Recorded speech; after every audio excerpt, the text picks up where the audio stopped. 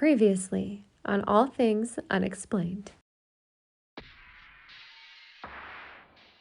This is who I used to be, and this is who we are. And we've done real serious science research in the UFO community, and it's been dreadfully needed for a long time. And if you cannot deal with me, you will never deal with ET.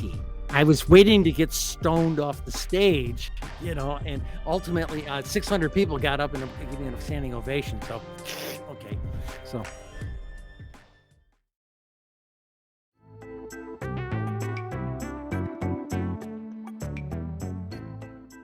All Things Unexplained. Hosted by Dr. Mounts. Let's face it, we were always ready to roll without him anyway. CJ Derringer. Ain't nobody perfect, right? And Smitty Neebs. I've never planned out hardly anything my whole life. I just freeball. Featuring Cajun Man. I'm just old nobody, somebody looking for somebody.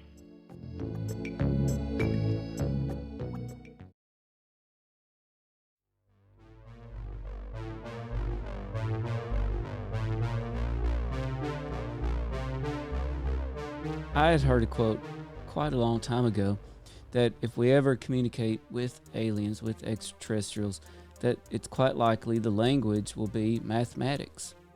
And if you think about it, besides that, like you said, that's the truth, right? And we don't know what form or shape extraterrestrials are going to take. We might not even be able to fathom it. Maybe that's why we don't see them any more than we do. But the truth, the mathematics, you cannot argue with that. Okay, I'm going to say when we talk to them, it's going to be either a combination of mathematics and a lot of conversation. It sounds like a lot of Zen koans. Okay, almost kind of a haiku type of meaning. Everything has a funny meaning. And right. I say that honestly because I'm Tibetan Buddhist, and my spouse is a highly educated Zen person, and we argue regularly. Believe me. But the goofy thing about all of this, I think, is that I hear people say, "Oh, we want to talk to aliens," and I said, "Okay, I come from the mystical side of things. Are you really sure you want to do that? Because let's quote Mr. Heisenberg, okay? The universe is stranger than we think, and it is stranger than we can think." Right. Mm-hmm.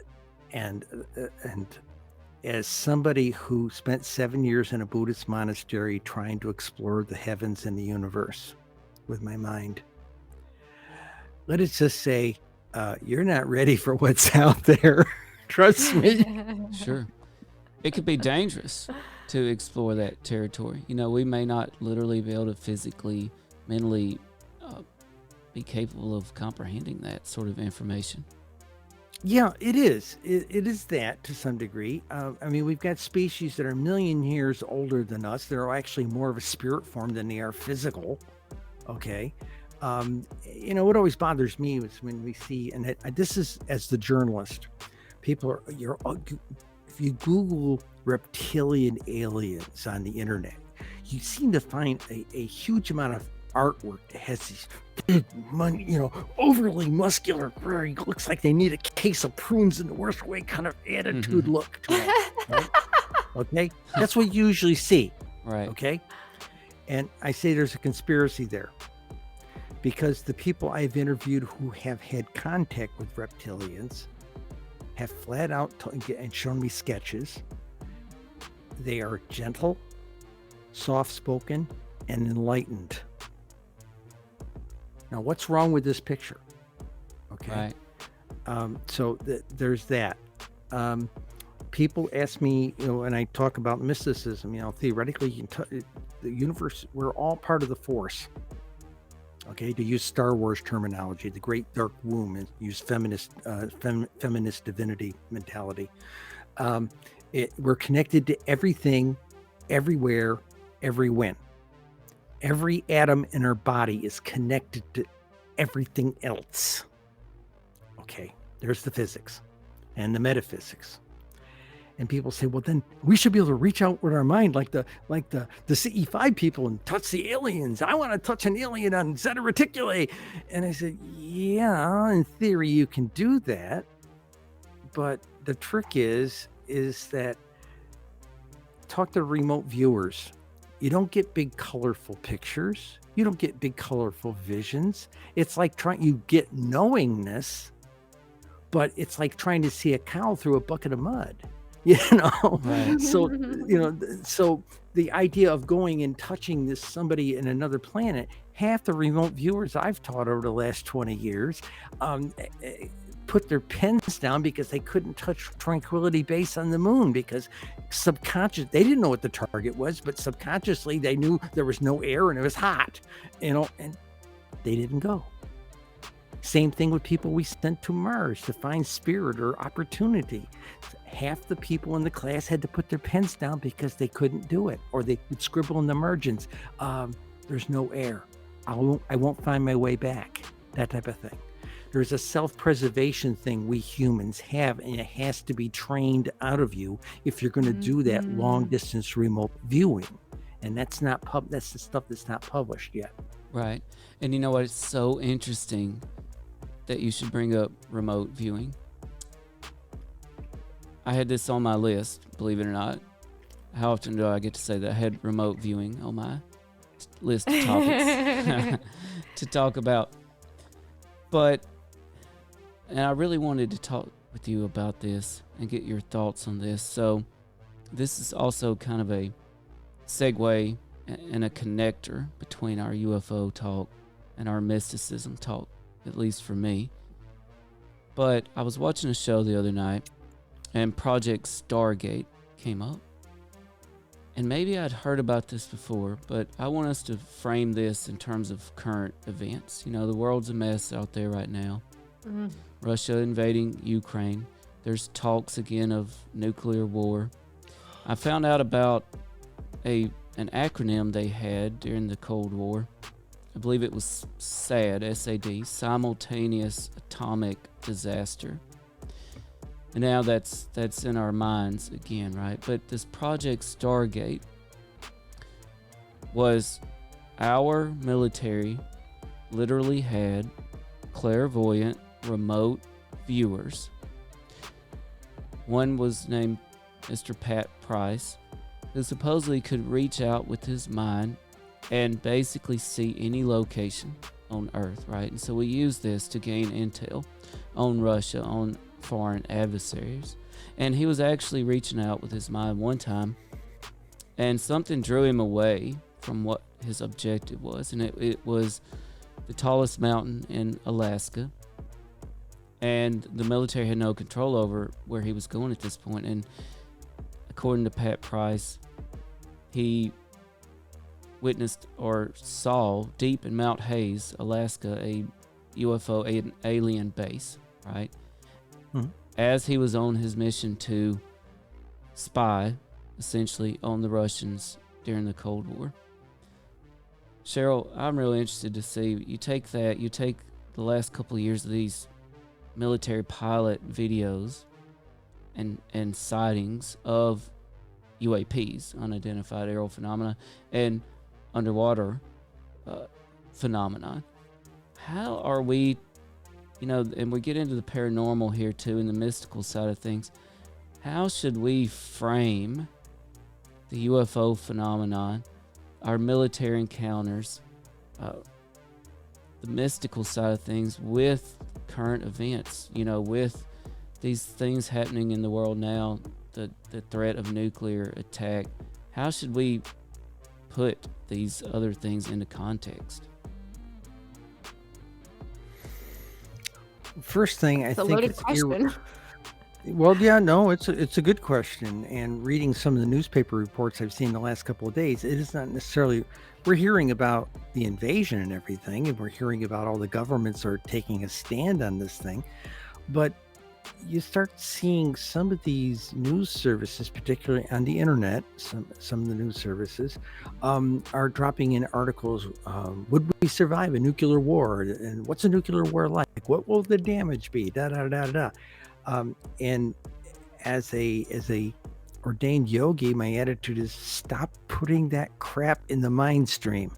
Mm-hmm. Stop. Thought becomes form. That's the first premise of magic. Thought becomes form. Okay. And my concern is the more you put crap like that in the mind stream, then it can manifest. And they really need to play this down. They really do. And stop agitating people's fears. I mean, we just come out of a pandemic. Everybody thought we all thought we were going to die in 2020, you know?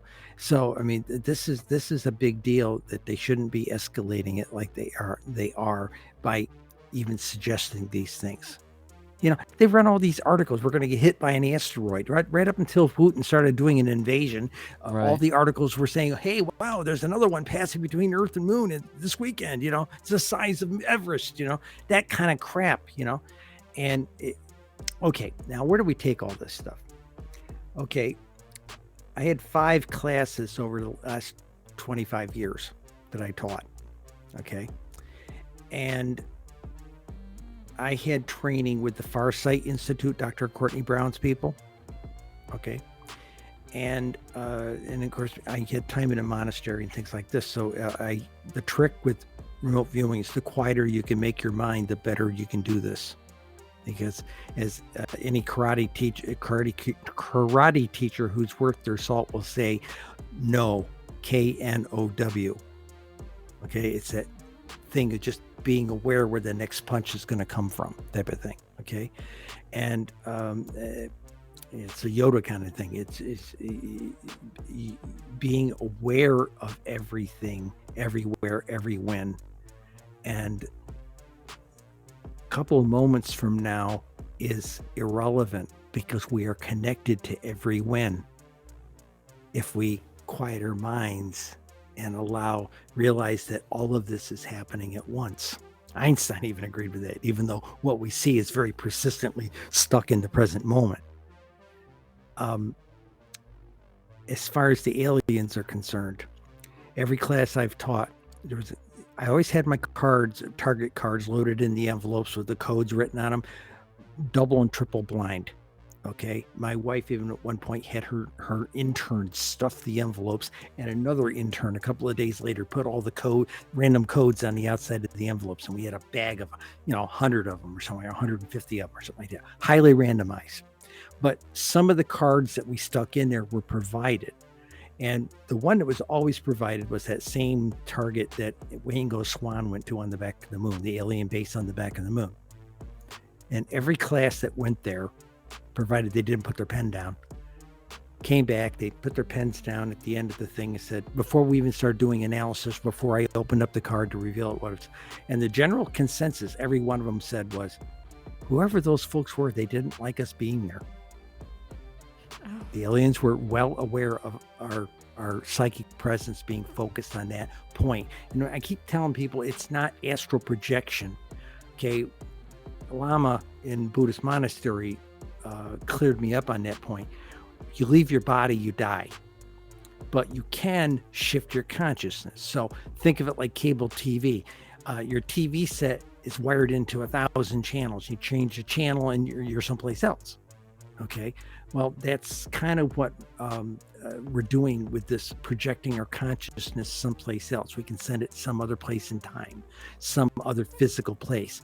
But as I found out over 20 years, there are limits on distance or the hazardousness of it. I'll give you an example. We had a target card for the Titanic where it is now, under 2 miles of water. There were people who put their pen down and said, I can't do this. I don't know why. And sometimes they scribbled in the margin, I'll drown or I'll be crushed or something like that. Their subconscious is saying this, but consciously they didn't know what the deal was. Same thing with going to the moon or going to the space station. Some people had to put their pens down.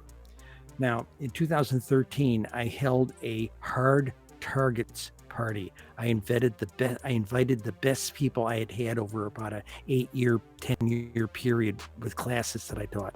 Brought them all in.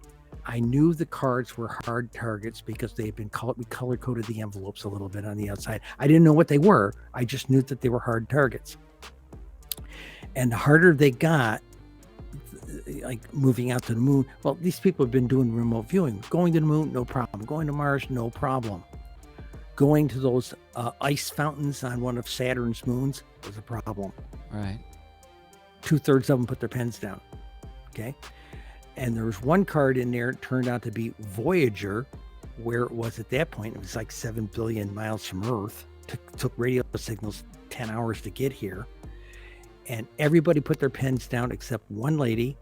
She was a very seasoned witch and a risk taker, and she crawled all over that thing. You could see it in her annotations with the protocols that we use in remote viewing to analyze, to extract the mind data, but you also saw it in writing, drawing little sketches in the margins and things, which you're not really supposed to do, but people do anyway, you know. So, Wow. so people tell me, oh, there's no such thing as aliens. I said, hey, baby, they walk among us, huh? They do. Mhm. They walk among us. There are humanoids walking on this planet that look pretty close to what we look like, and you probably sat next to them on the bus or the subway. Amazing. That's one thing. There are others that cloak themselves in like a mental cloak. Okay. The running joke we have is the reptilian that can cloak himself. He's standing in the supermarket line, looks like anybody else. And the 4 or 5-year-old who's sitting in the cart behind him says, "Mommy, look, a dinosaur." The kids below about 7 years old have a level of innocence that they don't Right. have the same blockages on their view of reality that we as adults do. And the biggest limit people have to seeing the paranormal, and I'm quoting two of my mamas at this, is Western people need to learn to expand their view of reality a little bit. So much is going on around them and they haven't a clue. Right. Okay. Now, Ray Hernandez from Dr. Edgar Mitchell Foundation will tell you that ET is trying to turn us all into mystics. Agnostics get touched by ET, they come back spiritual. Bible thumpers get touched by ET, they come back spiritual. Okay, that kind of thing. Okay, and people who see UFOs, sightings, and it changes. People see a UFO and they go, "Wow," you know, and it really, if it's really convincing, it really rattles them, and it expands their view of reality a little bit, and that is part of the step. I think they're trying to enlighten us so that we can kind of evolve into a species that can, not evolve is not the word, spiritually ascend and be greeted into the galactic citizenry or something on that order. You know, that totally jives with ancient alien theory too. You know, the theory that, or people that believe, you look back even in the Bible, that it's full of UFO encounters. And of course, celestial beings trying to ascend us to a new level of whatever you want to call it, religion. Well, there's your mystical side. Exactly. There's your mystical side. Oh, Think for about sure. that. Yes. Colonel John Alexander. Okay, I was joking with him one night. We were talking about the manifestation and this crossover into the mystical. Okay, he says, "Yeah, they didn't used to come down in tin cans back in biblical times. They came down in flaming chariots and stuff. Now they come down in tin cans. Yes. You know, Or they our come down in vocabulary. whatever we expect them to come Right. down in. Or our vocabulary has just changed, right? That too. It makes sense. Our vocabulary is not the same 2,000 years later as far as describing what we might see in the sky. I have to ask you, Cheryl, do we have remote viewers in cooperation with any military entity right now? Or do you think we do? Actually, Paul Smith, one of the well-known people who were part of the original Stargate program, said once in one of the interviews that they had a bunch of what we'll call black ops kind of guys come in and get training from the original Stargate people. And so while it all publicly ended in 95, the material this is the kind of interesting aspect of it. Think about it. The technology was sort of declassified and now out in the public domain. So lots of people are doing it. Okay. But the real serious aspect of it is in deep black programs. Right. I'll give you an example. We had a target card. It wasn't one of the ones I had planned, but we had a target card for the White House. And the class was a rather seasoned group of people. It was a second or third level class I had taught. And they came back and they said,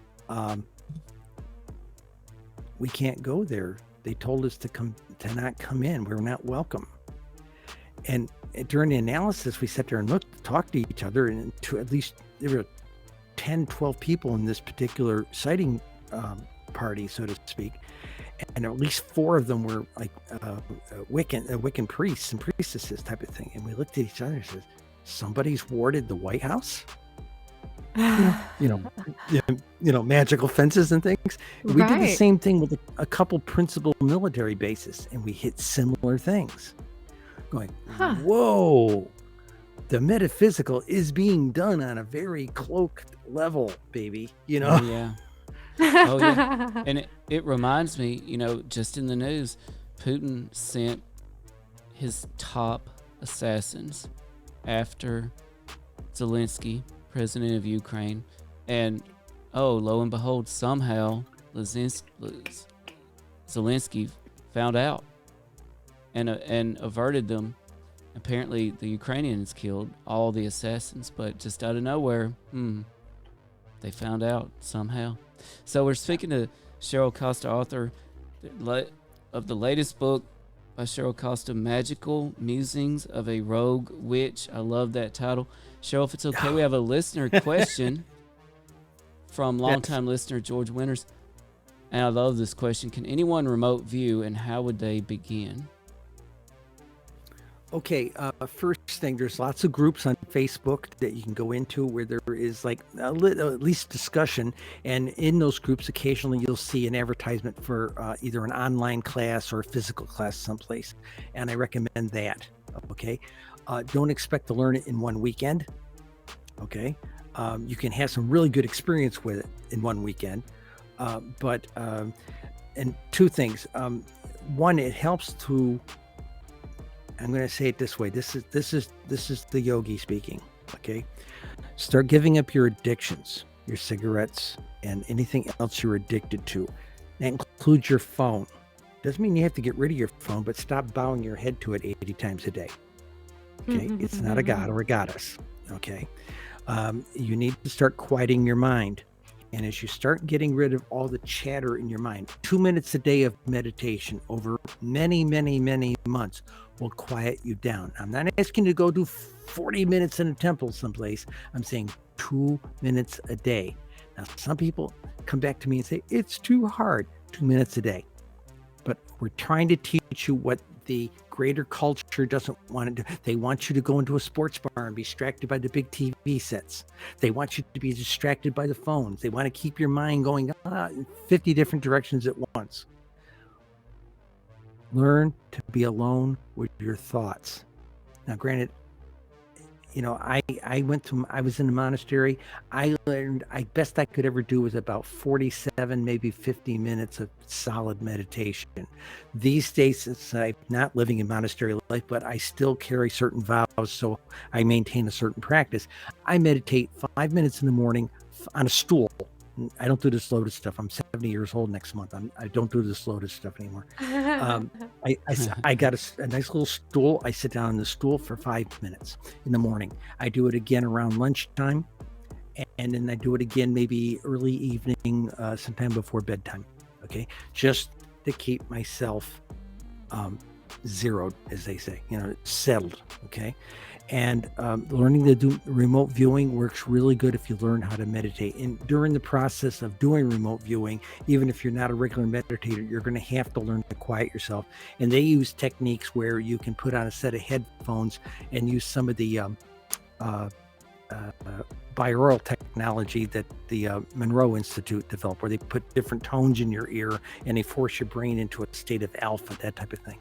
And that technology works great, but you should kind of start with a class, and you can get into it, learn the basics, and then keep developing it with other people who are doing it. That's the best way to learn it. That's how I learned it. That's a great answer. That's a terrific answer. I know I can personally relate to that answer too, because I know CJ is right in this with me. We have both tried to get our nutrition straight, exercise as hard as we can. And we both have gotten into breathing exercises to some degree.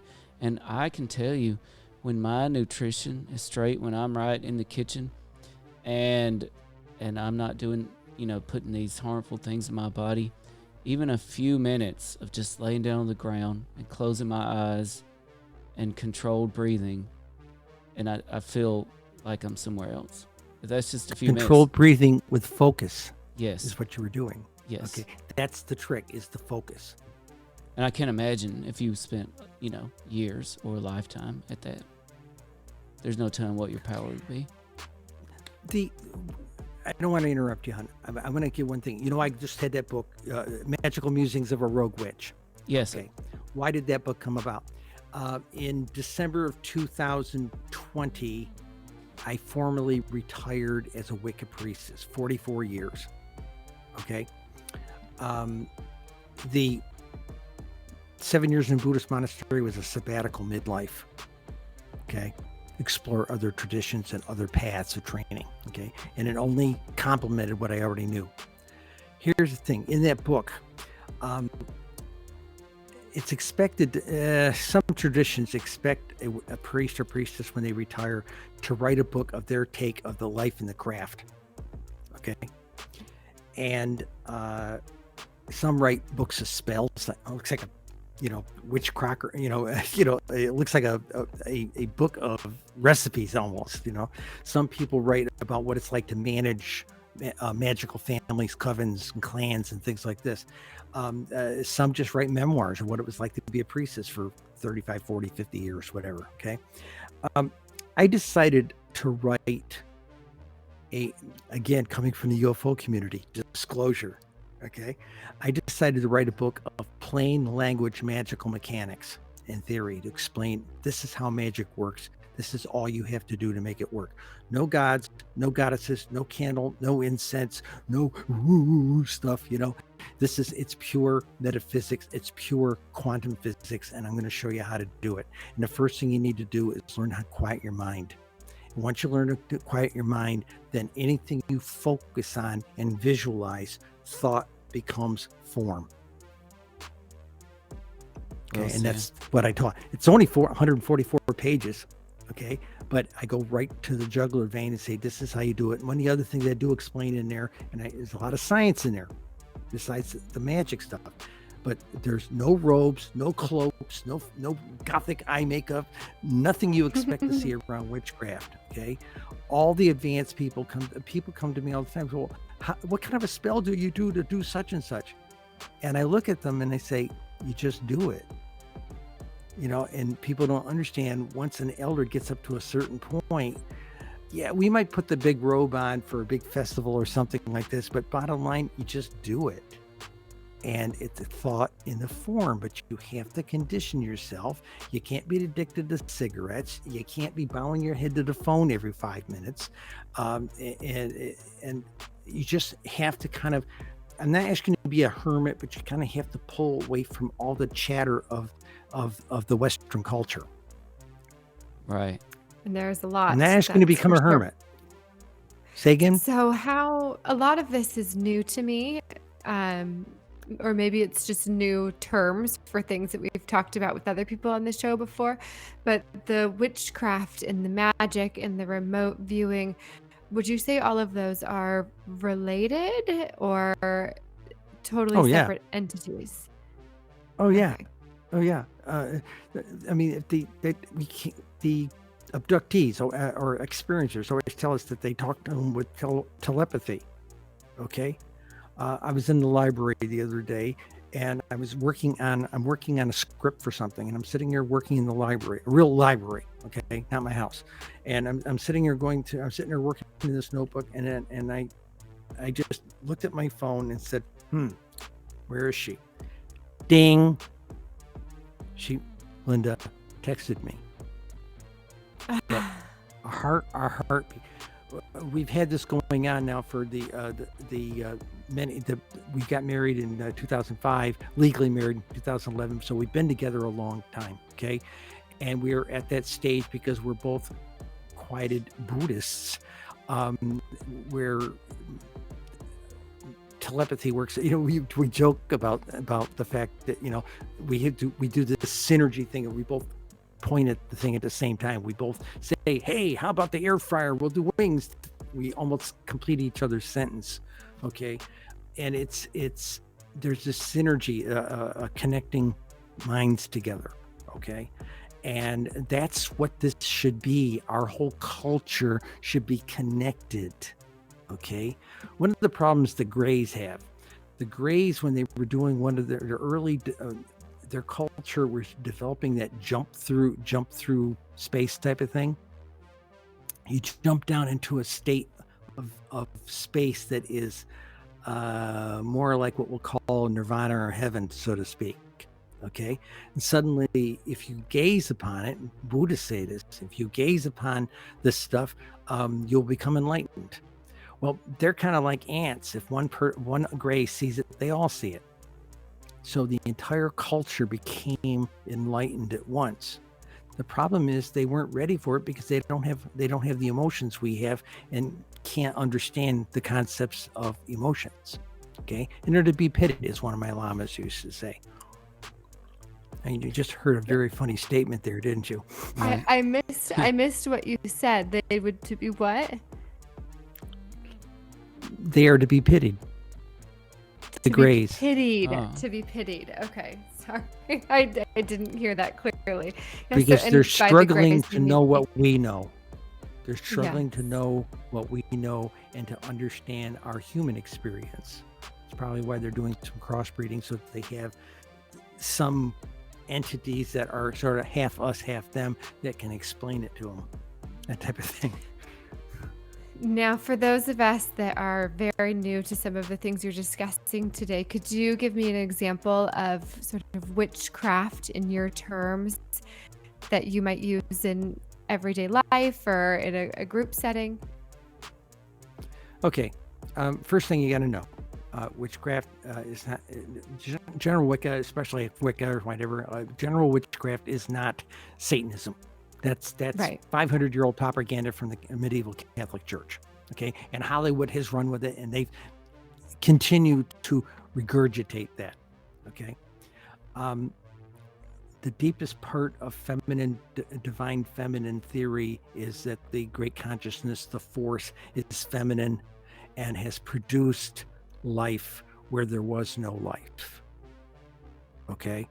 And you don't see men having babies, okay?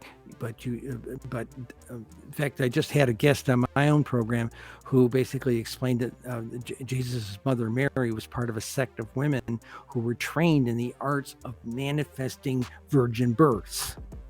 Okay, and virgin births have been around in many cultures for a long time. It's an ancient thing. Okay, but modern witchcraft. Okay, first thing we tell people is stop asking for stuff. Stop. Magic is not a vending machine. Don't ask for money. You won't want to know where it came from. Okay, don't ask for a scooter this week and a surfboard next week. Stop asking for stuff. What do you use witchcraft for? Actually, the trained magician, trained magical adepts. We have a saying: the more you know, the less you use. This stuff is delicate. The universe is. Yeah, I'm going to try and do this with my hand. See, I'm split here. Okay, there you go. It's the universe is delicate. Okay, there's the butterfly effect, and believe me, what's the little meme that says, to screw up takes a computer. Okay, to screw up astronomically takes magic. Okay. And so the bottom line, what do you use witchcraft on a day-to-day basis? No, not if you're smart. But if you've got long-term projects. Well, you don't wiggle your nose and supper appears like you see on TV. That's what people ask me. Hell, Larry King asked me in June of 1991. We were on his program because I was producing a cable program about witchcraft by witches, and he said, well, do you do black magic? Do you throw spells on people? And I looked at him and I said, oh, Larry, come on, it's too much work. It's not the kind of thing you routinely do. But all the things you've seen in the movie, like, say, sticking a pin in somebody's picture or something like that, or making a voodoo doll of them or something like that, that is called sympathetic magic, and it's a technique that does work. But it doesn't have to work that way. You can do healing with it, but we only see the bad uses in the movies. Of course. Okay. There's the high physics side of magic to do something, and then there's what we'll call the low physics side. It's a triangle, okay? Everything has to have an intention. That's the peak of the triangle. One side of the bottom of the triangle is emotion, okay? And the other side of the triangle is skill, understanding the mechanics. So, grandma over here is in ICU and very, very sick and might die. People come to me and say, can you do a working for healing for her? I am so disconnected from her, it would be very difficult to do something for her. But I'll turn around and ask the people who are asking me, do you have like a grandchild, 6 or 7 years old, a little girl, a little boy who dearly loves his grandmother, or maybe you've been crying about the whole thing? And they say, well, yeah, I'll write you a prayer for that child to read. Because give me a teary-eyed little child with strong emotions for healing his or her grandmother is much more powerful than anything I could do with 25 disinterested witches. Right. Okay, that's the deal there. Now, the other thing we can do is somebody can go up and take a picture of her in ICU. Stuff that into an envelope, put a target card thing on there, and then put it up on social media, and have 50 people on social media focus their healing. They don't know who it is, but focus their healing energies at that target card, just like you would for remote viewing, except the other way. Right. So would you say that a lot of what is done with modern witchcraft is for human connection and healing? There's a lot of bumper stickers out there that say that witches heal. Okay. Now, is everybody nice? No. You go into some of the groups online, they'll tell you, one, they say karma doesn't exist, and two, there's no such thing as magical blowback. In other words, you do something bad comes back at you. Okay.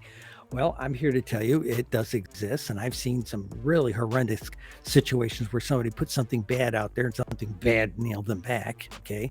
It's like an echo. On the other hand, you put something good out there, something good comes back. So I tell my friends, and I tell my students,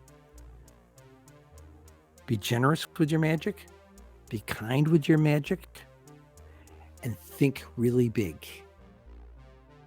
Now, why I sit here, I used to watch people in magical circles. We sit at a circle for a moon ceremony or something like that. And they go around the circle before we started the ceremony. And the high priestess would ask, do you have a special intention? Everybody said, well, my dog's got to have hip surgery and my aunt's got to have her liver or her a kidney transplant, and they go around the circle spooning out the magical benefit by the spoonful. The stingy spoonful.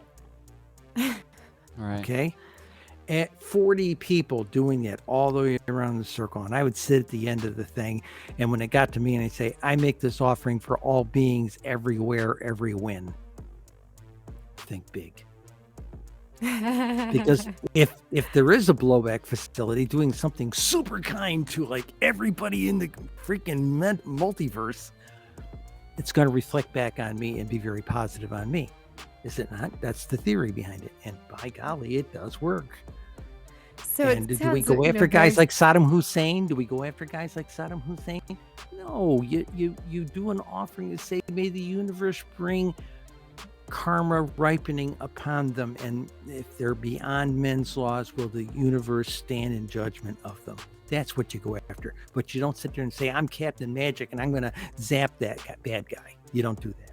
You're not supposed to. There are people who do it and it bites them in the butt. So it sounds, very similar to, say, a prayer circle, right? Putting positive ideas out there to the universe. Where would you say the difference is between something like that and more of the witchcraft side of it? Well, in Wicca, in most pagan traditions, somebody's usually invoking a god or a goddess or something like that of their favorite pantheon. Okay, in Wicca, it's very frequently the Greek pantheon. In Norse, it's Norse pantheon. That type of thing. The Viking gods, that type of thing. I'm an ordained priestess of Isis.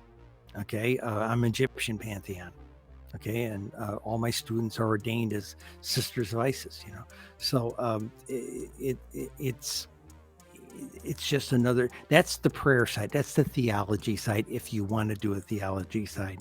But I've got something to tell you. All this stuff with all the using magic to make things. I'll give this to you from a goddess I venerate and hear from regularly. Stop asking us for crap. You've got the same spark of life we have. Do it yourself. And that's from Isis herself, trust me. So, and I know this sounds crazy to sit there and say, hey, wow, these people are in touch with goddesses. Well, many people will tell you, whether they're Christian or Jewish or Islamic or something like that, they're in touch with deity. Some of them deeply devout are in touch with deity. And there's a lot of people in the pagan community. I shouldn't say a huge amount, but there are a lot of people in the pagan community. If they've been in it a while, they've got a substantial connection to the God realms. Now, in Buddhism, we teach that there are realms. There's, human realms, there's ghost realms, there's animal realms, there's demon realms, there's kind of thing. There's celestial being realms, God realms, and then long life God realms. Okay, it's said that when Buddha became enlightened, the first place that he went was to the long life God realms, where he rescued his mother and took her to nirvana. Okay.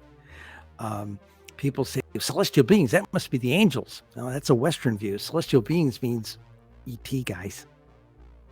Okay. They're in the same problem we have. We all live in what we call samsara, the multiverse of this creation, all this stuff. So there's a lot of deepness into this. If you want to know about goddess worship, I recommend a book by Starhawk called The Spiral Dance. Okay, if you want to know just the bare mechanics to magic, get my book Musings of a Rogue Witch. Just came out in January on Amazon. Okay, heck, I even talk about remote viewing in the book because I think more witches should do it. Okay, more metaphysical people, magical adepts. We're trying to. A lot of us are trying to lose that witch on the baggage. I'll own the term. I will own the term, but my T-shirts say magical adept on them. Okay, and that's just confusing enough for people to wonder what's that, and that's fine with me. You wear the witch T-shirt, then you get people spitting on you and things, So, I hope. Bottom line is, oh God, yes. But I'm used to it. I was a Vietnam veteran. Coming home in Vietnam, I got spit on in the airport. You're a baby killer. So I climbed telephone poles in Vietnam. People shoot at you on those things. But the bottom line is, we as a human species, we are addicted to war. Sure seems that way. We're addicted to this stuff. What, we have a 20-year war in Afghanistan, for God's sakes? Didn't we learn from the British and the Russians? We should have learned, but we didn't. For all the praying we say we do as a species to our gods and goddesses, okay, do we really give it lip service? Do we really? The thing to remember, this is how I got to say this. If I'm sitting there and I'm getting ready to stab you, if I've done any amount of concentration, any amount of understanding, and any amount of touching the universe and being alone with my thoughts. And if I'm enlightened, I realize that I'm shooting myself, because that person looking back at me is me too, because we are all one consciousness. Okay. Right. And that's what a lot of people don't get. And with the ETs, we are one consciousness with them as well. And that's what a lot of people don't get.